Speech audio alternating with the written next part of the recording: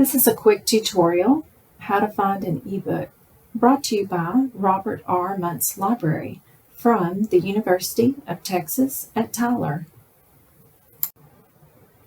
We started the Robert R. Muntz homepage.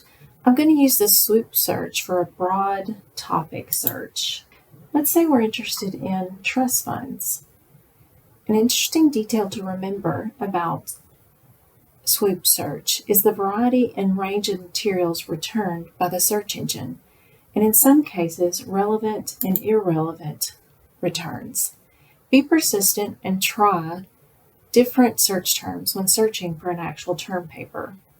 If we wanted to narrow the types of returns we receive, from book chapters to conference proceedings, dissertations, and images, we could go to the top of this return and we could do a search criteria, material type, and we could narrow that to books only.